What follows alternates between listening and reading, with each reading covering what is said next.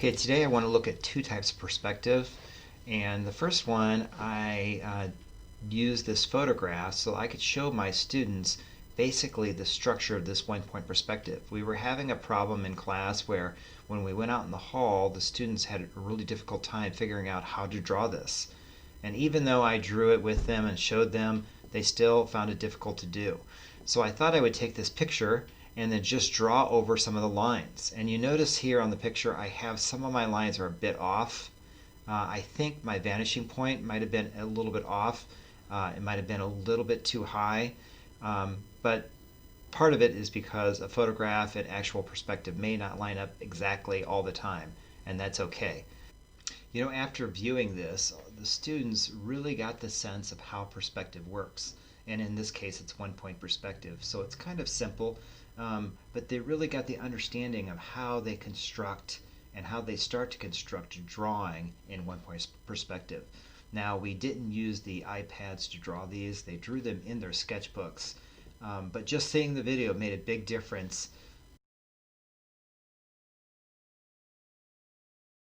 And I found that a lot of the drawings were much better after this demonstration than they were before. Even though I demonstrated and drew with them in the hallway and showed them, it did not translate.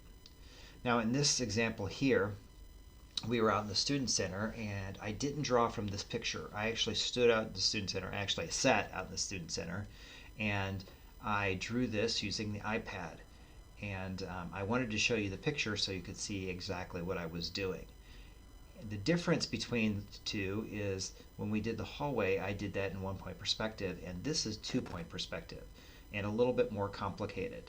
And I wanted to draw this as an example in two-point perspective so the students could see the difference. And again, in this example, I just started learning how to use this program, and I wasn't doing very well with the eraser. And as I started getting better with it, I found the right tools in the iPad. I started doing a little bit better job, but it still gives you the sense of how to draw the perspective and how it works and where I started. And with all these, I really focused on where do I put the vanishing points. And where is the horizon line. And I was sitting down in the student center, so my eye level was a little bit lower. I wasn't standing up, so that changes the perspective a little bit. And when I was drawing it, I wasn't super concerned about all of the details of the picture, but I wanted to get the basic structure so the students could see, how I could draw this, how it would be done. And again, like the one-point perspective, this was a big help after showing them the picture and then showing how this is constructed line by line. It made a big difference. And I saw the quality of our drawings go up because the understanding was there. And so anyone that's drawing perspective drawings, just watching this drawing as I go through it, I think would help. And you get a better sense of how it's done and what you should draw first. And I think that's really key. Any art teacher will tell you what you draw first. The first lines are really important, and how you work from big to small, that you look for the big items to draw before you start looking for all the small details. And so I'm sure if you have taken any art classes, your teacher has told you the same, that we draw from big to small. We sketch out the main things first, the major things, and then we work down from big things to all the way down to the smallest details. And then this drawing here, I'm not really concerned about super small details, but I do want to get the perspective right, so when my students start to work on this, they'll have a better idea. Now, I didn't finish this drawing. Believe it or not, drawing on the iPad like this, I think I spent a class period or two doing it, and it was just really for the students to get an idea how to start the drawings. And all of my students were in the student center drawing these at the same time I was. Again, I was using iPad and they were using a sketchbook, so a little bit different, but I felt like if I drew it this way, that they could watch it over and over and they got a sense of how to get started. Also, many of the students had a different perspective than I had. They did it in 2-point perspective, I'm not saying that, but the place they sat was different, so they had a different view and they were working on a different drawing. Even though it was in the same student center, it was a completely different drawing. Um, so it was a bit different for them, but the concepts were the same, and that's what we were looking for, to try to give the students a better sense of what to draw and um, how to draw it and how to start this. Um, so um, Also, I think for this here, it was showing me some of the difficulties of working with the iPad, and then I have an Apple Pencil with it too, and I was finding some of the difficulties of working with that. And as you can see, I got some of the corners not lined up exactly precisely, and I probably need to go back and fix those. I don't know if I did or not, but that one corner is not quite right. You see that right there? I don't know what I did with that. Looks like I might have fixed that. I'm not sure how I did that. Oh, looks like I did erase that, but I could see it was not quite precise, and I fixed it right there. Good. Um, so it was a bit of a challenge learning that at first, but once you got the hang of it, it was pretty good. And then I got better at doing the erasing those small little lines, kind of difficult. And with the Apple Pencil, it also is difficult drawing really little bitty lines. If the stroke on the actual iPad was really small, it didn't want to show up. And so I was trying to figure out, how do I make that show up?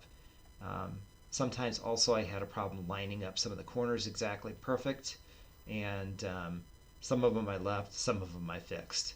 Um, but that was a difficult part of it.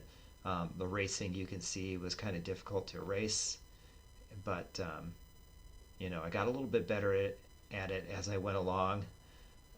I also used the pen tool, which in some case had a tendency to um, like blot.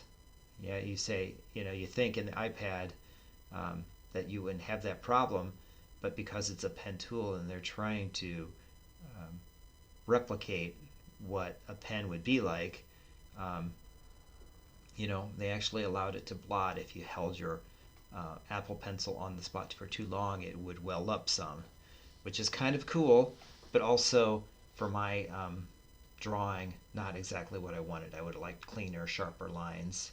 That would have been nice. Um, Also, you notice I'm zooming in and out, and it made it a lot easier to be able to zoom in and out. I know it's harder to watch, but when you were drawing it, it made it easier to get some of the finer points in, which was kind of nice also, to be able to zoom in and out. It'd be cool to be able to do that on a real drawing, but that's not how it works. I did enjoy working on the iPad, and I'm doing a drawing right now, an interior corner, because I have my students working on an assignment like that. And I've kind of learned from doing these first couple drawings how to do a little bit better job. So I hope it is better, but who knows. But I will post that probably on YouTube soon as I get it done. And that way my students can go back and look at that and view that to get an idea how to do their own drawings. They are also using their sketchbook. They're not using the iPad because we're not quarantined, but because we have remote learning.